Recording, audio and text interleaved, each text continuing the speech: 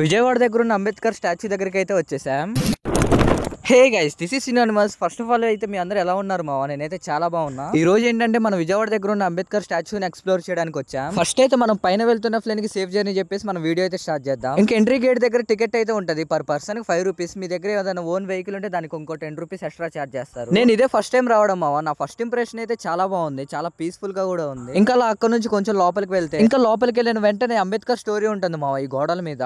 ఎవరికైనా ఇంట్రెస్ట్ ఉంటే ఆగి చదువుకోవచ్చు. ఇంకా అవన్నీ అలా చూసుకొని లోపలికి వెళ్ళిన తర్వాత ఇక్కడైతే స్టాచ్యూలు ఉంటాయి. ఆ స్టాచ్యూలు కూడా చూడడానికి చాలా రియల్ గా ఉన్నాయి. ఇంకా అక్కడ నుంచి కొంచెం ముందుకెళ్ళిన తర్వాత ఇక్కడ గోడల మీద మొత్తం అంబేద్కర్ స్టోరీ మొత్తం ఉంటుంది మావా. మా ఆసిఫ్ గారు చూడండి మావా, స్టాచ్యూకి హాయ్ చెప్తున్నాడు.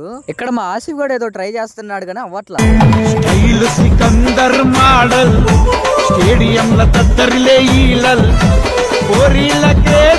ఇంకా బయటకు వచ్చి నేను కూడా అంబేద్కర్ అవుతా అని చెప్పేసి అంబేద్కర్ లా పోజ్ పెడుతున్నాడు.